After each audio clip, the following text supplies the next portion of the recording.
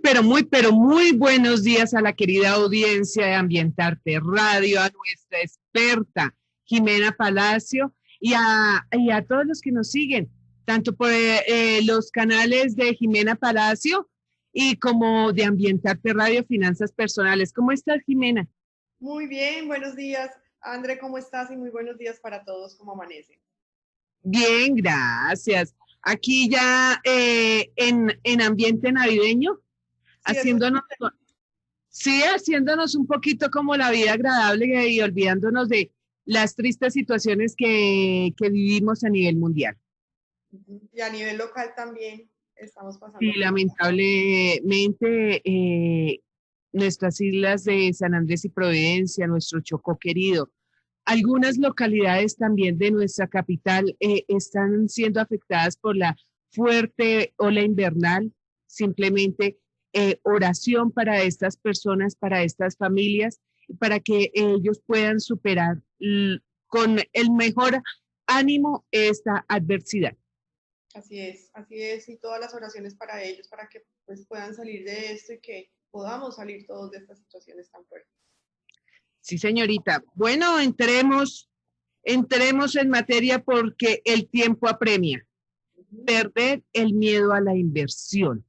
¿Cómo le perdemos el miedo a invertir? Bueno, Andrea, mira, cuando yo estoy asesorando a una persona en el tema de inversiones, me encuentro que las personas, digamos que tienen ese cierto temor por desconocimiento de pronto, porque, bueno, primero desconocimiento, segundo porque le piden al dinero como algo demasiado imposible, que es una seguridad extrema, cortísimo plazo o liquidez inmediata y una rentabilidad alta. O sea, eso en la vida real, esa ecuación no funciona de esa manera. Pero adicional, cuando ya entienden que dependiendo del tipo de inversión que se esté buscando, necesitamos ver nuestro perfil personal. ¿Perfil personal en qué sentido? Primero, pues, ¿cómo somos? ¿Qué adversidad tenemos al riesgo? ¿Qué tanto podemos sentir que podamos perder en un momento dado o no? Cualquier persona me diría, no estamos dispuestos a perder. Entonces, si alguien no está dispuesto a perder, pues simplemente empezamos a buscar una alternativa que sea muy segura o lo más seguro posible, pero también la persona debe entender que eso no tiene una rentabilidad alta. También dependiendo la edad, o sea, cuando se tiene, no sé, 20, 25 años, pues hay unas posibilidades de inversión con un riesgo más alto, porque en el tiempo siempre, pues estamos hablando no de especulación, estamos hablando de inversiones reales, con un soporte real, con algo concreto, no especulando ni jugando al azar, sino realmente algo que sea instrumentos financieros, un tema de una empresa. Entonces, en el largo plazo siempre se va a ver una recuperación, en el mejor de los casos. En el peor de los casos, pues si estamos hablando de una especulación muy de corto plazo, entonces ese corto plazo nos va a hacer pues, entrar en un riesgo aún mayor. Entonces, primero, el conocimiento. Segundo, apertura mental.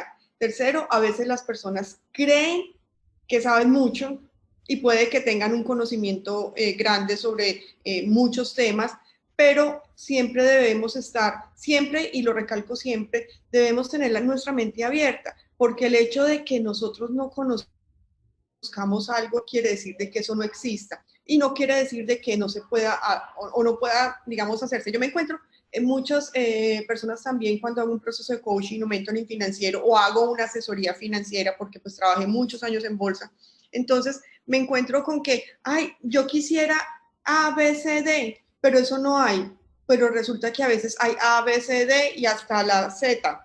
Y entonces empieza uno como a acomodar muchísimas de las cosas. Un ejemplo claro, hay personas que dicen, yo quiero tener una inversión en el exterior, un ejemplo, pero no tengo el capital suficiente. Y resulta que hay instrumentos financieros que son seguros. Vuelvo y repito, no soy especulativa, yo soy muy conservadora, tanto en mi mentalidad como en el tema de las inversiones también, porque pues por, no sé, de pronto mi temperamento igual y los clientes que manejaba en bolsa también eran muy, o bueno, los llevaba a que fueran conservadores. Una parte muy pequeña, con un nivel de riesgo un poquito más alto, pero muy pequeña, a no ser de que el cliente lo pidiera. Pero en términos generales, Entonces me encontré hace poco una persona, sí, pero no tengo el capital tan grande para invertir en bolsa en Nueva York, pues no sé, un ejemplo. No me refiero a las plataformas, porque es claro que no estoy hablando de plataformas ni el tema especulativo. Entonces, sí, existen instrumentos para esto. Entonces, permitámonos abrir la mente, conocer un poco más, saber que así yo haya salido del país o no haya salido del país, existen cosas afuera, existen cosas aquí que también, que por el día a día, porque estoy en otra actividad, pues de pronto no la conozco, pero que alguien que conoce o que tiene la experiencia pueda darme esa asesoría o por lo menos contarme y aprender, permitirme aprender. Y así, cuando yo conozco algo, cuando voy entrando en un mundo nuevo, pero voy ensayando de a poquitos, pues le pierdo el miedo. Básicamente, el miedo nos congela en todo sentido. A nivel de inversiones, que es el tema que estamos trabajando hoy, a nivel de emprendimientos, muchas personas quieren también hacer sus negocios y dicen, no, pero ¿y si me va mal? Estoy en un proceso en estos días con diferentes empresarios y con personas que son dependientes, que trabajan en empresas. Pero es que yo me sueño montando mi taller de modas, no sé qué. Y yo le digo, bueno, ¿y qué te impide hacer eso? No, es que el dinero, siempre digamos que el dinero es el que se pone de primerazo. Y yo, ¿pero cuánto necesitas? No, X cantidad. Y yo, no necesitas todo eso. Ah, sí, para los equipos. O sea, siempre ponemos como trabas, pero en el fondo lo que hay es un miedo a salir de nuestra zona de confort, un miedo a hacer cosas diferentes, un miedo a dar un paso que de pronto a lo desconocido y preferimos más bien estar como en esa zona donde, aunque no estemos satisfechos del todo, pues es lo que conozco y es lo que me siento tranquilo. Y de pronto eso que dicen malo, es mejor malo conocido que bueno por conocer. De pronto, o de pronto no, estoy convencida que generalmente nos perdemos de muchas cosas maravillosas por no dar ese paso a lo nuevo por conocer.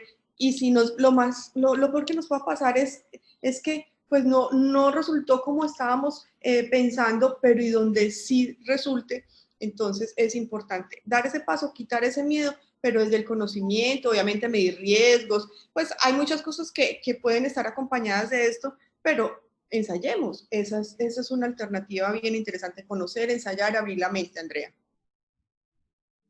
Bueno, definitivamente tenemos que dejar esa zona de confort para emprender, para quitar ese miedo. Y como dice nuestra experta, pues eso de que es mejor malo conocido que bueno por conocer, cambiemos ese adagio por aquello que lo intenté, pero no surgió. Así de Uh sencillo, -huh. porque si yo lo intento, busco que ya la posibilidad de que esto se acomode, de que haya como un buen resultado, una muy buena salida. Entonces también de eso depende que nosotros salgamos de esa zona de confort. Es que de todas maneras la cultura siempre hace mella en la mente, en el pensamiento. Uh -huh. Hay otra cosa, Andrea, que es importante. Las personas le tienen miedo a la parte financiera, le tienen miedo a los números, le tienen miedo a la parte del dinero. Es más fácil de pronto ganarse el dinero y trabajar, pues porque es como ese esfuerzo, esa lucha.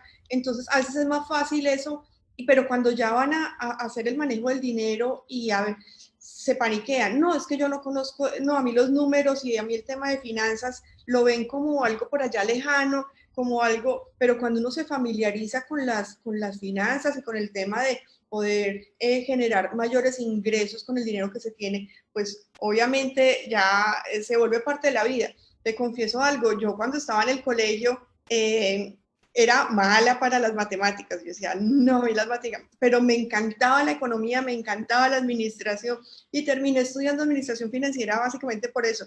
Entonces me decía, pero usted que no le gustan las matemáticas, pero más allá me gusta que generar empresa, me gusta generar que las personas y a nivel propio también generar abundancia, que haya prosperidad, que haya realmente exista un valor agregado sobre el dinero. El dinero es ese canal y ese camino para generar bienestar para la familia y para los demás.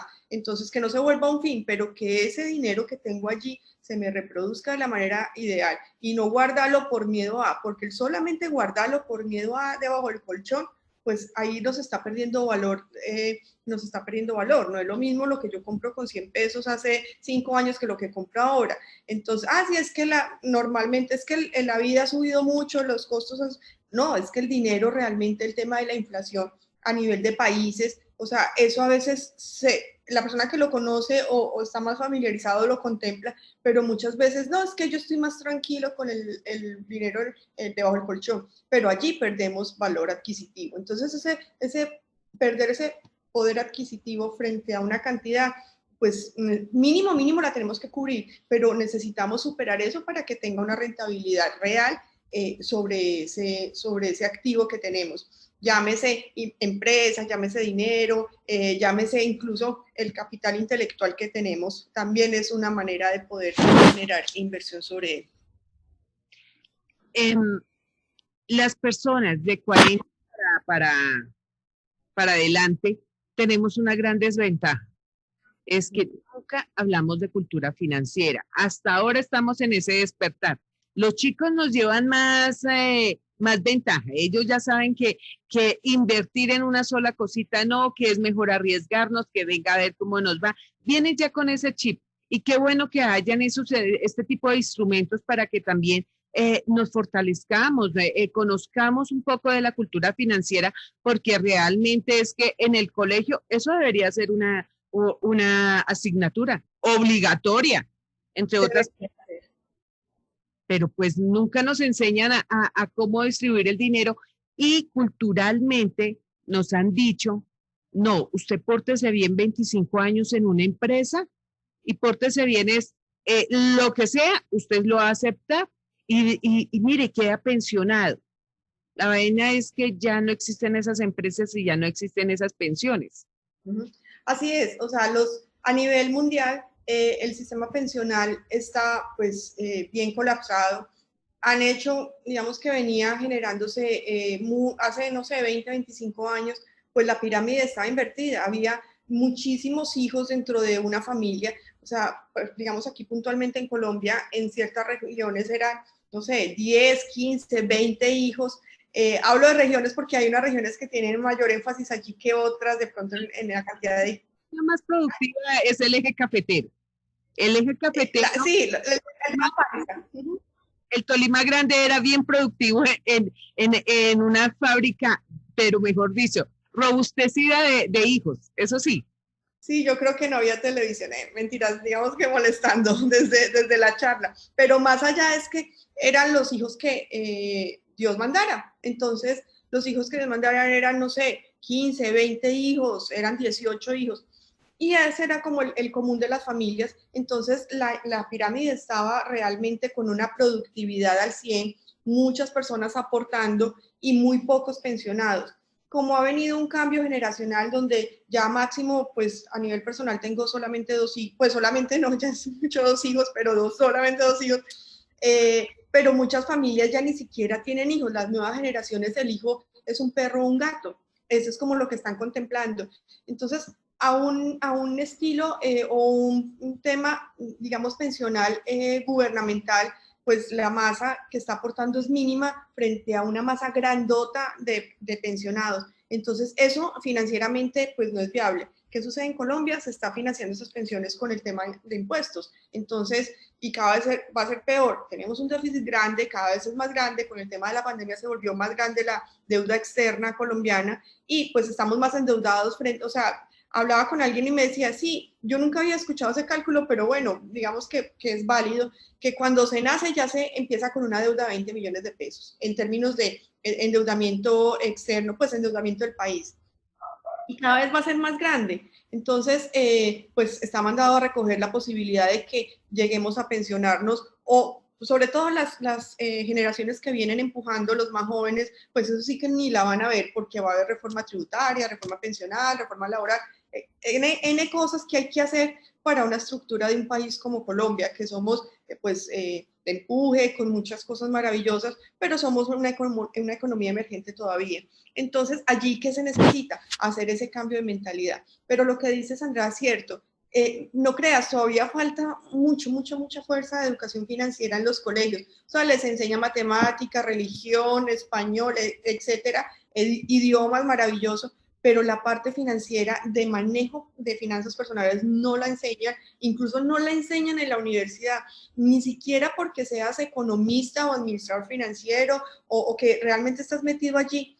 te enseñan es a manejar las finanzas de una empresa, pero las finanzas personales no. Y cuando se supone, digamos, que las condiciones normales de la vida sería que tú empiezas a trabajar y cada vez vas a tener más experiencia, pues en términos generales, y lo pongo entre comillas, más experiencia y vas a ganar más dinero, pero no te enseñan cómo gastar, no te enseñan cómo invertir la parte personal. Entonces, he encontrado personas que ni siquiera es por niveles de ingreso, o sea, puede tener ingresos bajos y manejan divino el dinero, o sea, realmente les rinde, realmente hacen, compran su casa, y hay personas con unos niveles de ingresos muy altos, pero su nivel de vida también es muy alto. Entonces, allí digamos que hay un desbalance donde a medida que, o desbalance no, digamos que a medida que va subiendo los ingresos, va subiendo el nivel de vida, va subiendo el nivel de gastos, y pues ahí es donde nunca va a haber un excedente de liquidez. Y cuando estamos jóvenes, bueno, no es que me esté diciendo que esté vieja, pero cuando estamos más jóvenes,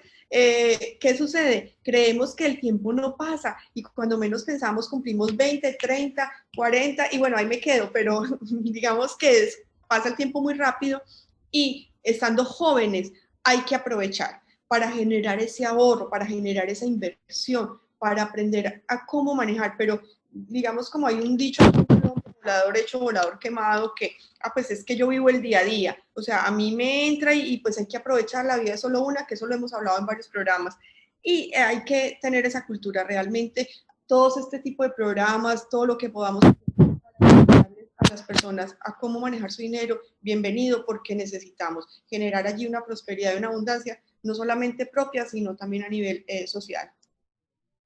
Bueno, y cuando las personas de pronto tienden a confundir perder el miedo a la inversión como con no ser arriesgado o ser muy arriesgado.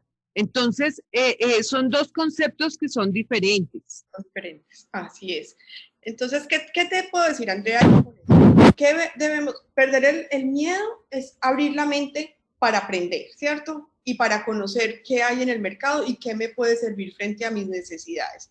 Pero arriesgarnos no, o sea, es que como yo ya le perdí el miedo, entonces me invitaron, no sé, a este negocio que pongo un dinero hoy y en 8 días se me triplica o se me vuelve 10 veces más. Pues si quieres arriesgar tipo casino y eres así kamikaze que te tiras contra el mundo, pues si quieres hacer eso porque has visto que en otros ha dado resultado, si tienes 1.000.000 de pesos, invierte 50.000. No sé, algo que si se pierde no te vaya a afectar y no te vaya como a fracturar tu patrimonio, que es como la invitación que, porque, pero es que yo quiero, listo, si estás empecinado en eso y realmente ves y sientes y te quieres dar contra la pared de frente, porque la experiencia pues como que la aprendemos en cabeza propia y no en la cabeza de los demás, entonces estrellate pero con poquito, o sea, que no se te afecte realmente tus ingresos o tu vida familiar, porque pues ahí es donde... Y lo otro es realmente, ¿qué perfil de riesgo tienes tú? Entonces yo te pregunto, Andrea, digamos, hagamos el ejercicio. Tú, puedo preguntarte la edad, porque creo que soy mayor que tú. ¿Cuántos años tienes tú? 35B. Bueno, eso está mejor. 30 y unos mesecitos. Entonces tienes 35 años. ¿Cuántos años tienen tus hijos? 46, mi querida. Bueno, entonces estamos ahí como... ¿Cuántos años tienen tus hijos? 14 y 13. 14 y 13. Todavía tienes un tiempo, unos 5, 6, 7 años, donde estás en pleno momento de educación, de sacarlos de la universidad, o sea, poderlos sacar adelante. Entonces, tú estás separada, estás casada, qué pena que me meta, solo, es como quiero hacer un tema, te puedes inventar las cosas, pero es como para hacer el tema didáctico para que nuestros oyentes y las personas que nos están viendo sepan cómo funciona esta parte del perfil de riesgo. El mejor estado que uno puede tener, soltera. Wow, bueno, entonces, estás sola con tus niños, todavía te faltan unos 6, 7 años pues para que salgan de la universidad, entonces, tu nivel de riesgo debe ser muy conservador. Tú no puedes en un momento dado permitirte perder o arriesgar un dinero más grande. Entonces, invertir en acciones, digamos, en el largo plazo, solo que tuvieras unos excedentes muy grandes de liquidez, podría ser una alternativa, pero ni siquiera especulando, sino realmente un panorama de inversión, no sé, de un año, año y medio. Si el mercado te permite salirte antes, podría ser, pero como tú estás en un punto que debe ser muy conservadora por las características de familia que tienes, entonces yo te diría, Andrea, busquemos una opción que sea de mediano plazo, de pronto más renta fija que variable y que te permita un flujo. Obviamente, pues entra a analizar mucho más cuáles son tus ingresos, cuáles son tus egresos, cuánto gastas, cómo se manejan las inversiones. Como dicen, el sacerdote, bueno, su guía espiritual, su abogado, contador y el asesor financiero. Esos son los que saben la vida completa de una persona. Entonces, entra uno más al detalle porque somos muy, muy independientes cada uno. Tú y yo tenemos, yo soy un año mayor que tú, 47, tenemos vidas muy diferentes. Yo tengo dos hijos, uno que tiene 31 y una que tiene 25, ya salieron de la universidad, ya están trabajando. Mi perfil de inversionista es totalmente diferente. Yo, ¿por quién tengo que trabajar ya en este momento? Por mi ingreso a futuro, o sea, por generar realmente un retiro digno. Yo quiero seguir trabajando, a mí trabajar me encanta, pero que ya el trabajo no sea como ley de supervivencia, sino que realmente sea un trabajo. Exacto, porque me encanta, porque me la gozo, pero no porque tengo que pagar facturas, mercar y esto. Entonces, eso es en el perfil en el que yo estoy, ya estoy generando ese momento de salida ya. Tú y yo estamos en la misma edad, pero tú no estás en momento de salida todavía. Tú estás en un momento de producción acción. ¿Ah? Yo estoy en pleno meollo del asunto. Estás en pleno meollo del asunto. Entonces, claro, ahí es muy, muy, muy diferente cómo se manejaría esa parte. Entonces, una cosa es tirarse al agua, asumir riesgos altos y otra cosa es realmente abrir la mente, conocer y saber qué perfil de inversionista soy. Si tú ves en los fondos de pensión, bueno, yo no sé si tú estás en fondos de pensión voluntaria, yo todavía estoy porque, pues, más allá de creer el sistema, no creo que va a venir unos revolcones grandes de aquí a que yo termine mi edad productiva. Yo estoy en un fondo privado. Estamos en fondo privado. Si tú ves con la edad que tenemos, nos pasan a un tema moderado. Moderado es un 80% o 70% renta fija y un restante poco allí entre liquidez y parte variable. A medida que va pasando el tiempo, nos van pasando más a renta fija y menos variable. Si fuéramos muy, muy, muy jóvenes, tipo 20 años, digamos como mis hijos que están 30 y 20, 31 y 25, su portafolio seguramente está al 100 más agresivo, porque al ser más agresivo, obviamente tiene unas posibilidades de crecimiento más grandes, pero unos momentos de pérdida. Pero como todavía les falta tanto tiempo, ellos también están en un fondo privado, en el mismo en el que estoy yo, tienen una capacidad de aguantar volatilidades, pero que esas volatilidades terminen siendo una rentabilidad superior y les permita un crecimiento más grande en su portafolio. Entonces, eso es. Muchas personas con este tema de la pandemia, los mercados se cayeron. El mercado de Estados Unidos se cayó. Cuando cae Estados Unidos, se desploma, o sea, como decimos, estornuda el presidente de Estados Unidos y el mundo entero le da gripa. Entonces, ¿qué sucede? Nosotros estamos muy ligados, sobre todo la dependencia que tenemos allí en Estados Unidos. Pasa algo en los mercados, el mercado colombiano se desploma y obviamente pues tema de pandemia desploma. O sea, ahí no quedó, como decimos, títere con cable. Eso sí, se vino abajo todo, pero hubo una recuperación de los mercados. Digamos, el punto más bajo de los mercados en Estados Unidos fue el 23 de marzo. Al 24, 25, 26, 27, cuando los mercados caen, rebotan muy fuerte. Entonces, si hubiéramos estado en un punto de esos, igual aquí en Colombia, hubo también los rebotes muy fuertes. Las personas se paniquean. ¿Y a qué voy con eso? Cuando empezó todo esto y el primer corte de, digamos, eso, la pandemia empezó, cuando ya hubo cierre y todo fue en marzo, el cierre de marzo, se mostraron pérdidas en los portafolios. Mis hijos que me dijeron, mami, nos salimos del fondo, nos salimos de las cesantías, ¿qué hacemos? Y ellos que están acostumbrados, porque trabajé muchos años en bolsa y toda la vida he estado en el tema de inversiones, entonces me dicen que quédense inquietos, ¿para dónde se van a ir? No, mami, qué miedo, estamos perdiendo el 20, el 30%, no sé, ellos hicieron ahí la cuenta y yo no, quédense quietos, o sea, ustedes no necesitan el dinero ya, igual eso los van a entregar, pues aparte de todo, pues así quisieran, no los van a entregar. Y salirse en un momento de pérdida, pues es comerse la pérdida. Entonces, si ya me comí la pérdida, pues cómete la pérdida y espera a que rebote y suba.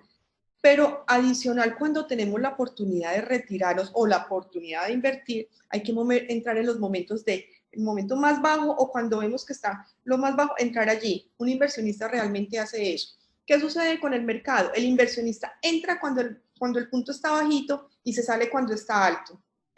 Pero el mercado en general, las personas que no son inversionistas, se salen en el punto donde está la pérdida más horrible por miedo. Y cuando dicen en las noticias, en las revistas de finanzas, el dólar subió, no sé qué, ahí sí se entusiasman y se meten ya, así haya rentado el 50% una inversión. Pero si se metieron ahí, ni crean que se van a comer el 50% de utilidad para ustedes. Realmente es entrar y darle el dinero a otro. Entonces hay que actuar diferente a la emocionalidad del mercado y a la emocionalidad del inversionista. Ese sería también como, pero yo creo que el miedo termina perdiéndose con educación, con un nivel mental financiero diferente, como con unas condiciones que hay que trabajar porque el dinero es muy emocional y las inversiones son muy viscerales y emocionales, no tan racionales. Una cosa son como las estadísticas y como la evaluación que se hace del mercado para medir el riesgo y otra lo que el mercado da. Entonces están los fundamentales, que es lo que el mercado, las noticias, todo, que realmente el mercado termina evolucionándose por ahí. Pero están las estadísticas que son como las evaluaciones de riesgo como más científicas, llamémoslo así, pero que termina rompiendo piso, techo frente a una noticia. Entonces, conociendo, creo que se pierde ese miedo, Andrea. Conociendo definitivamente, arriesgarnos, pero arriesgarnos con poquito, dice nuestra experta, que si nos damos con la pared, que sea una yayay suavecito y aprender. Yo conozco muchas personas que de pronto sus emprendimientos no han sido exitosos, pero que la guerrean, la luchan y vuelven y se levantan y vuelven y emprenden y vuelven. Uno dice, oiga, pero otra más, ¿qué estará pasando? Entonces simplemente es el mismo aprendizaje con los mismos golpes, pero entonces no nos queda la lección aprendida, entonces volvemos a cometer los mismos errores y ahí el dilema. El estar en una empresa no implica que tengamos 100% de confiabilidad, 100% de seguridad, que ahí tenemos el dinero. Porque viste está con lo de la pandemia. Así Las es. Eran intocables y tocó. Así es. Entonces, a veces creemos que, miren, cuando yo estaba, vuelvo y retomo el tema cuando estaba trabajando en bolsa, no estoy diciendo que ser empleado sea malo o ser empresario sea bueno, no. Pero ¿cuál era la constante que veía? El empresario era el inversionista y el que era empleado tenía ahorros. O sea, y uno puede creer que hacer inversiones es lo mismo que tener ahorros, no. Yo puedo tener ahorros en una cuenta de ahorros y no hacer mayor cosa. Entonces era un ahorro pequeño que iban haciendo y que es viable y bueno, y termina siendo un capital importante en un momento dado. Pero el empresario, entonces, permitámonos también arriesgar.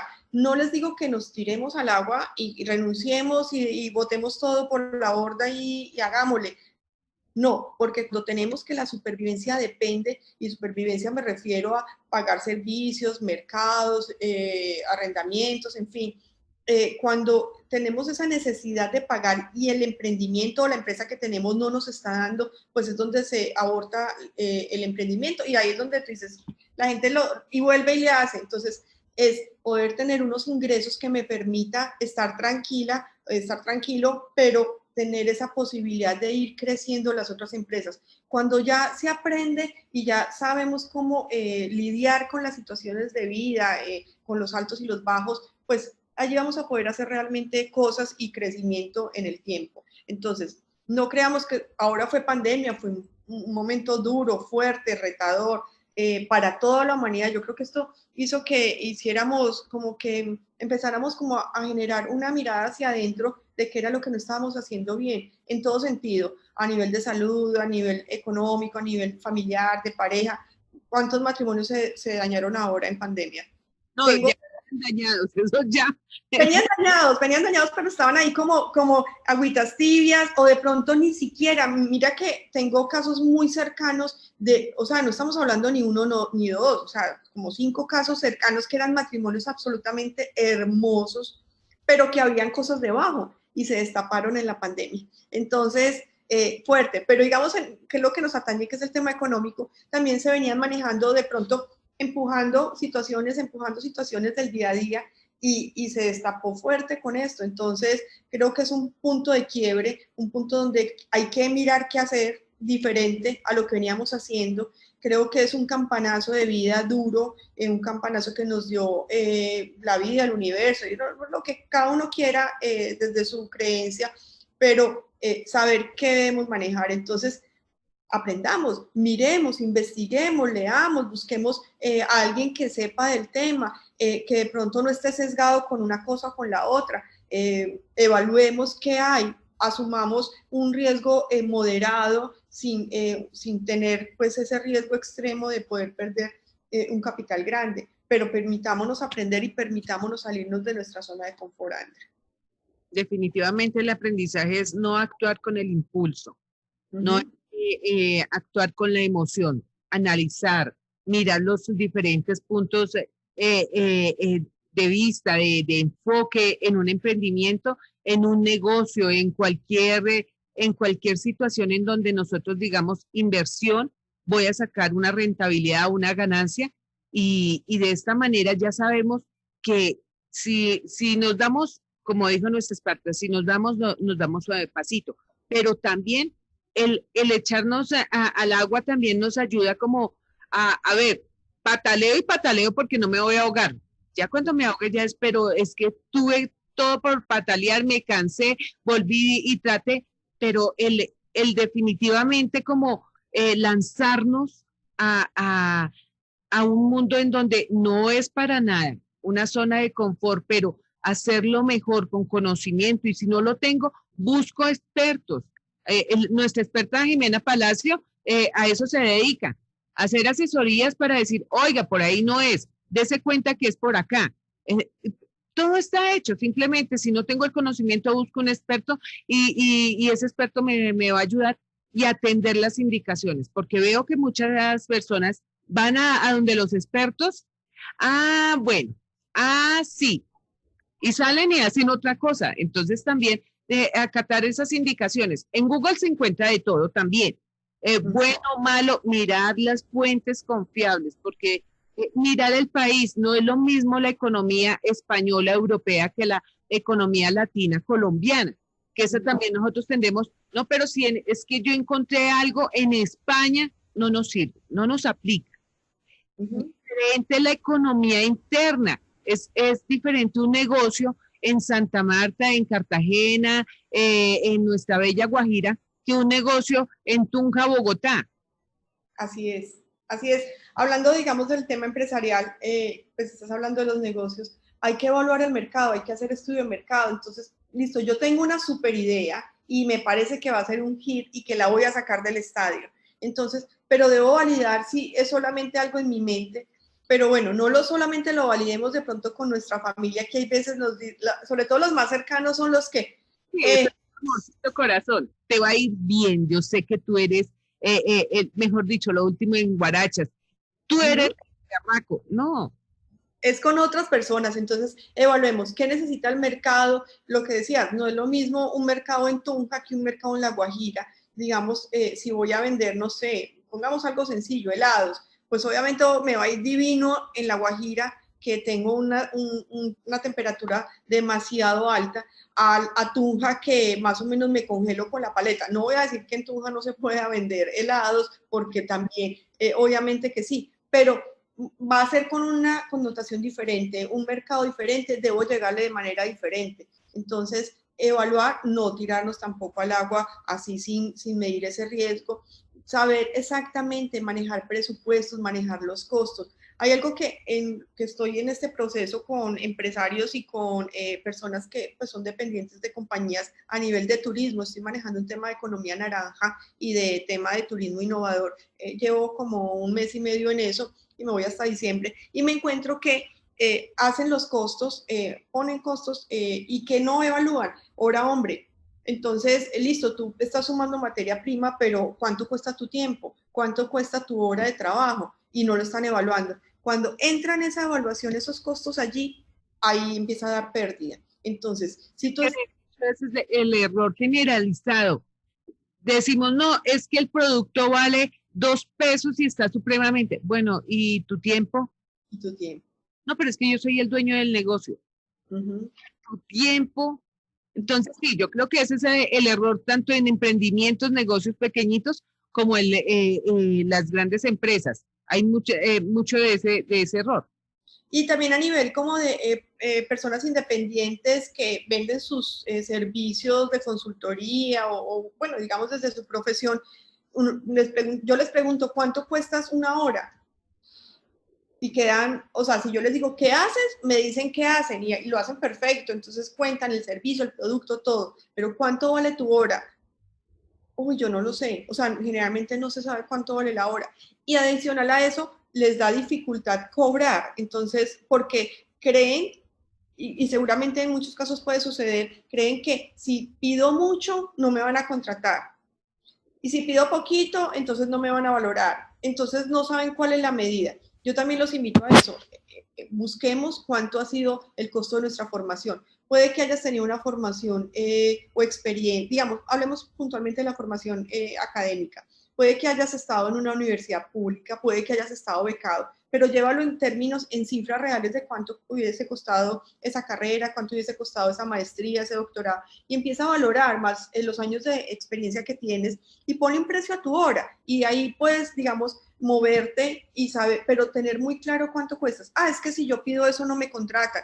Miren, no solamente las personas contratan las cosas económicas, muchas veces cuando se cobra barato, y no estoy invitando a que cobren caro, porque no, cada uno se para en el punto en el que se siente cómodo, pero a veces cuando se cobra barato o cuando no nos damos el valor, pues entramos como en promoción, y cuando estamos en promoción no hay una valoración del mercado frente a nuestro producto, nuestro servicio. Entonces, estoy en un nicho de mercado, me segmento a quién quiero llegar y de dónde quiero llegar. Yo puedo llegar a nivel masivo, listo, está bien, entonces cobro barato, bajo, digamos que no tenga tanto valor agregado. Cuando yo empiezo a subir el precio de mi producto o servicio, le doy valores agregados a esto y eso hace que pueda pues cobrar más. Entonces, en qué perfil o qué segmento de mercado me quiero dirigir, y partiendo de allí, pues empiezo a agregar valor o a dar la base del producto, sí perder calidad. O sea, siempre debe haber calidad. Eso en el caso pues de emprendimientos y a nivel de empresa y a nivel propio de nuestros ingresos. Y ya pues lo que estábamos hablando en el tema de inversiones, nuevamente, recuerden capacitarnos, abrir nuestra mente, abrir a las posibilidades. En la parte de inversiones también podemos encontrar algo, Andrés. Cuando somos profesionales tenemos infoproductos, podemos generar infoproductos, libros, podemos generar podcasts, podemos generar videos que le pueda servir a las personas en YouTube, podemos dar seminarios online, podemos dar seminarios o capacitaciones presenciales, podemos hacer muchas cosas también, pero hablemos de infoproductos puntualmente o de los libros, pueden ser escritos. Recuerden que se hace una inversión. Ah, es que yo quisiera, muchas personas me encuentro que quieren escribir un libro.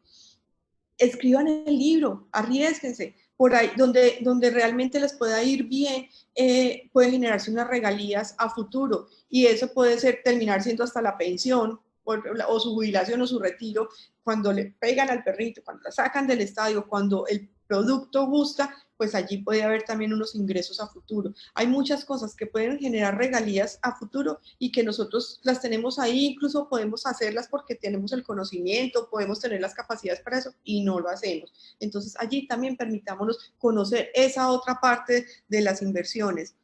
Muchas personas les gusta la parte inmobiliaria. A mí personalmente me parece interesante, pero creo que una concentración grande en la parte inmobiliaria termina también siendo muy riesgosa.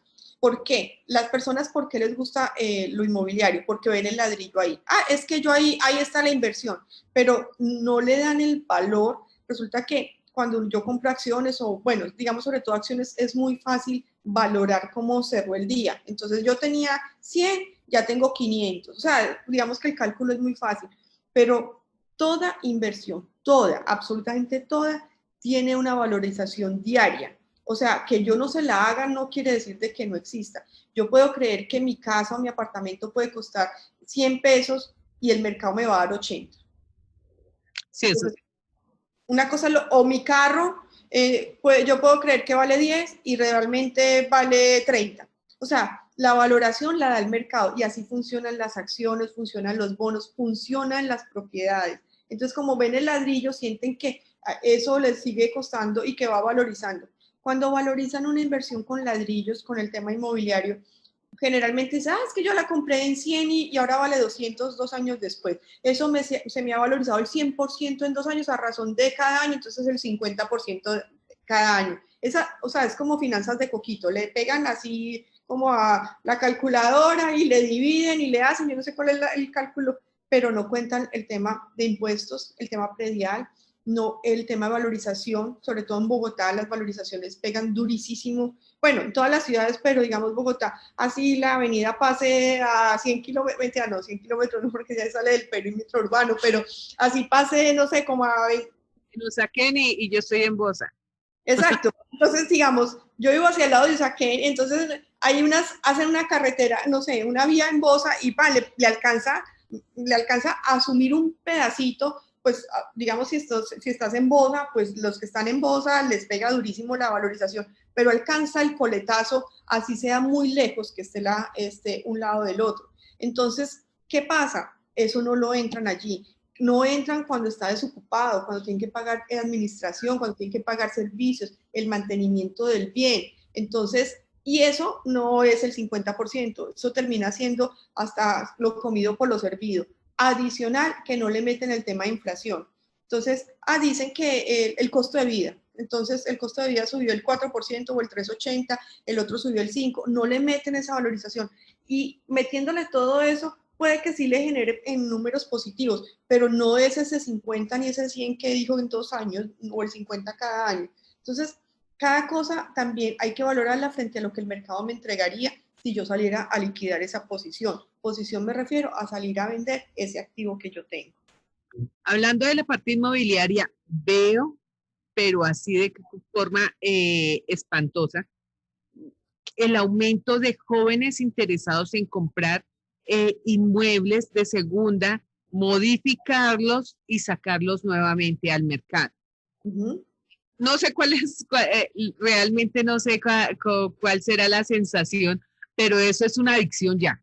Yo tengo el hijo de una conocida que él comenzó el año pasado con un apartamento, tiene en este momento 7 apartamentos, modificándolos y eso, pero pues esto no es simplemente, queridos, porque alguien dijo, oiga, está chévere, yo como que me meto a eso. Eso no es simplemente soplar y hacer botellas, es de mirar, de la inversión. Está de moda entre los jóvenes ese tipo de negocio, comprar, modificar y vender. Dios, o sea, sí, yo soy arquitecto, perfecto, y diseñadora de interiores, estupendo. Que sea una persona que haya trabajado con la construcción, magnífico, pero veo jóvenes que están estudiando química, 9º semestre, y están en eso, y yo digo, no, o sea, es una locura, también mirar el riesgo.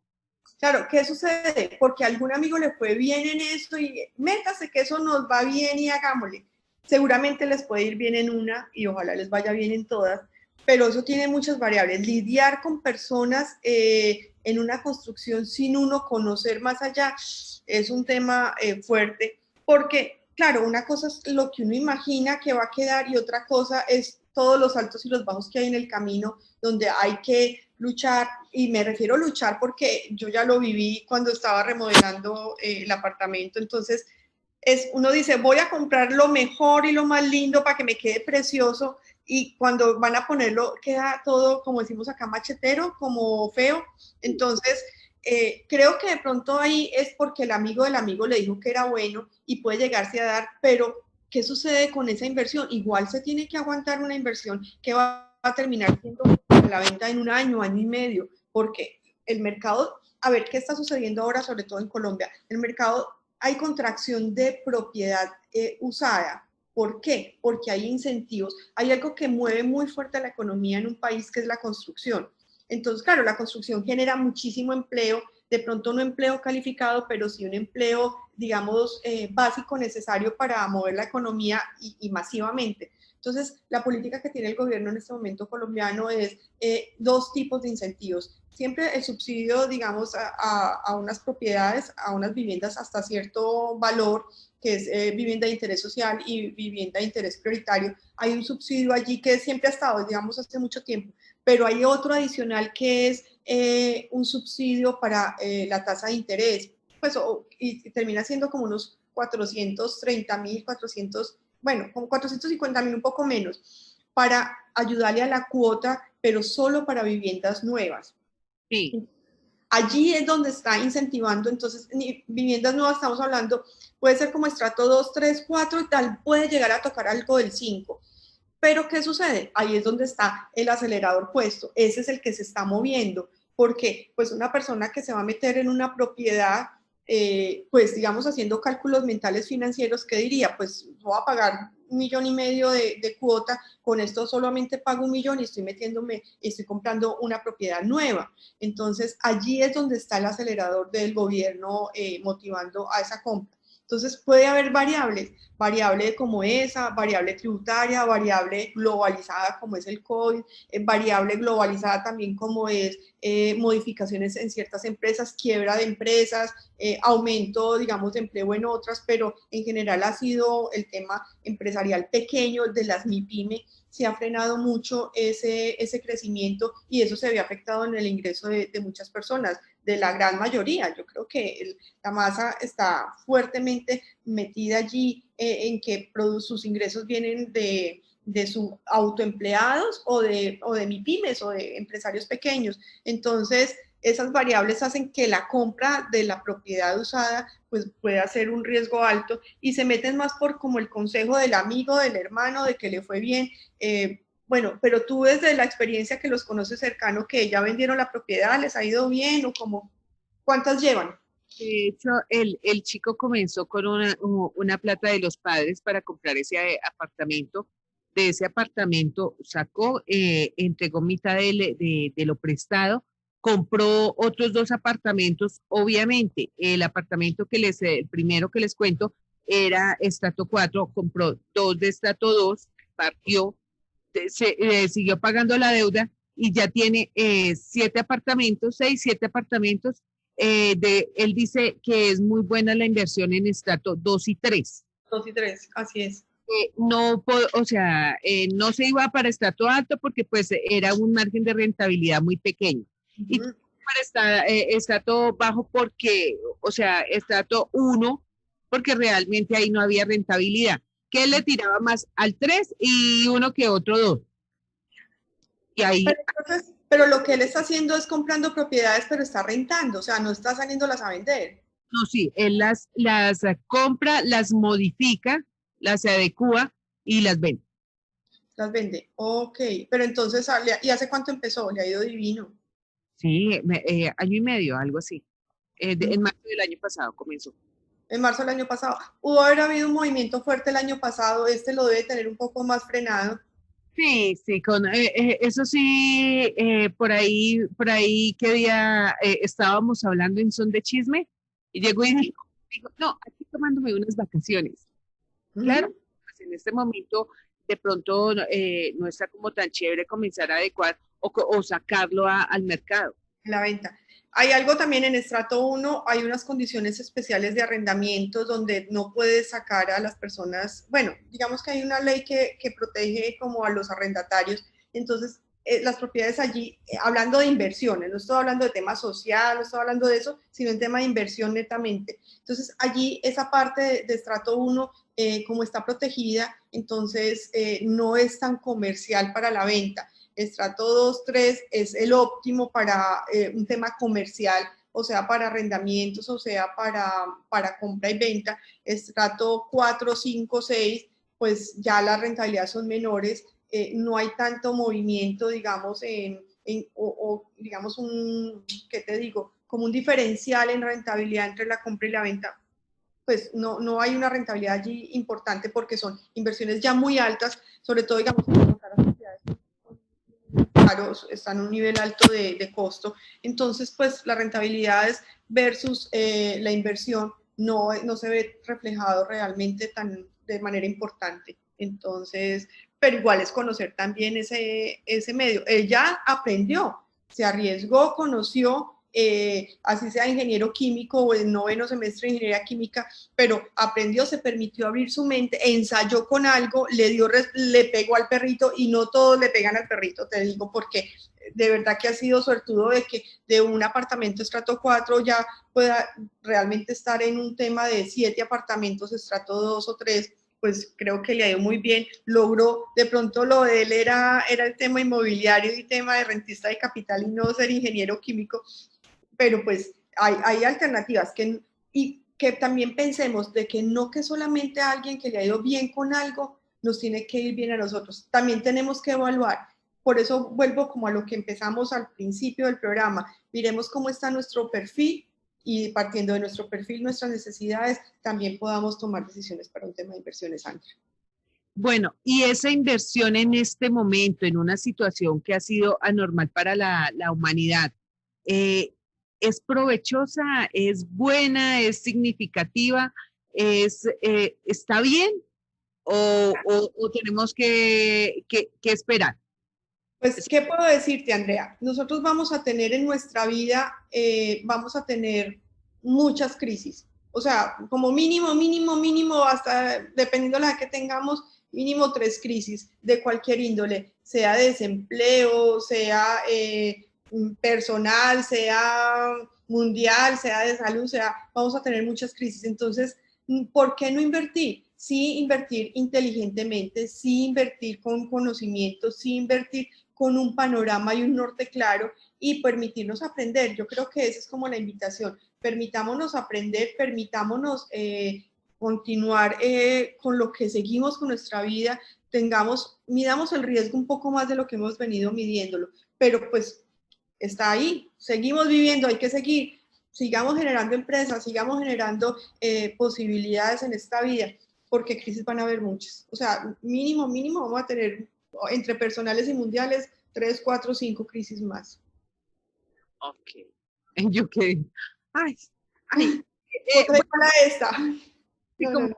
esta, no, aunque a mí esta crisis realmente como tal, sí me da tristeza por las personas que nos dejaron por causa del coronavirus, me da tristeza de esas familias que realmente se separaron y pues en medio hay hijos, me da tristeza por esos proyectos que quedaron como, ay, iba a ser, pero también fue o es un momento, porque todavía estamos en ella, es un momento para mirar y para medirnos, para apretar tuerquitas y seguir. Entonces, a mí me ha parecido chévere el ejercicio. Hay personas que se enloquecen con el encierro.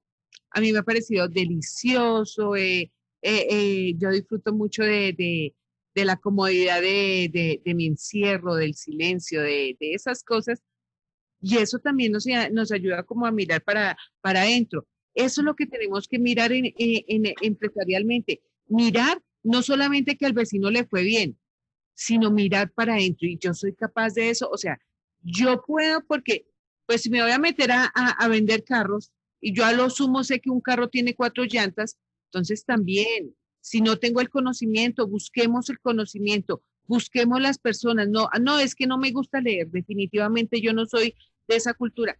Para eso hay expertos, expertos en todo. Expertos Ajá. en carros, expertos en finanzas. Aquí tenemos a nuestra experta Jimena Palacio, que nos da su guía. Hombre, busquemos de este tipo de personas para alimentarnos y comenzar poquito a poco, pero comencemos, que es lo importante. Claro, yo pienso que en todo esto, en este encierro, como dices tú, que muchas personas ha sido fuerte, para otras ha sido un poco más suave en términos de encuentro consigo mismo. Es un momento de aprendizaje, es un momento de ver cómo evaluar y reevaluar la vida empresarial y personal y ver qué no estaba funcionando y ver qué sí estaba funcionando y mejorarlo y lo que no estaba funcionando cambiarlo. Y creo que es un momento de cómo afilar la sierra para mejorar a nivel general de vida. Entonces, aprovechemos que la vida nos está obligando de una manera grande a hacer un pare, un stop en el camino y de ahí empecemos a realmente crear cosas que construyan a futuro y que sean buenas y maravillosas, y cambiemos las que no estaban funcionando en nuestra vida. Entonces yo creo que es también como esa invitación, Andrea, de que este espacio de vida que nos está dando, como toda la situación, pues aprovechemos a mejorar desde una cabeza fría, estratégica, a cómo vamos a mejorar nuestra empresa, cómo vamos a mejorar nuestras finanzas y cómo vamos a mejorar nuestra vida. ¿Qué no estaba funcionando en nosotros que realmente hay que hacer un cambio, hay que meterle ganas o realmente reevaluar y dar un giro hacia otro lado? Entonces, esa sería como la invitación en el día de hoy, André. No, el super mensaje, perder el miedo no es irnos desbocados a mirar a nadar sin flotador y sin la previa leccioncita de mover los pies. No, es simplemente tomar todas las medidas, analizarlas, buscar que, en donde yo estoy flojito, buscar esa ayuda idónea, esa experiencia, ese conocimiento y ya, lanzarnos. Ahora sí, con flotador, con el bloqueador, con el vestido de baño, pero lanzarnos, porque esto no lo va a hacer otra persona, sino cada uno de nosotros. De nosotros depende nuestras finanzas personales, así de sencillo. Así es, André. Bueno, una vez más esta deliciosa cita de los jueves a las 8 de la mañana aquí en Ambientarte Radio, Finanzas Personales con nuestra experta Jimena Palacio. Qué bueno, Jime, que nos hayas orientado acerca de perder ese miedo. No significa que hablar de dinero, hablar de plata, sea hablar de cocos. No, señor. No. Solamente tomemos las precauciones y pues en 8 días nos encontraremos con un tema igual de interesante. Gracias, André, y bueno, un saludo para todos. Nos vemos dentro de 8 días, jueves 8 a 9 de la mañana, tanto por Ambientarte Radio como por los canales de YouTube. Un abrazo gigante para ti y para todos. Que tengan lindo día. Chao, chao.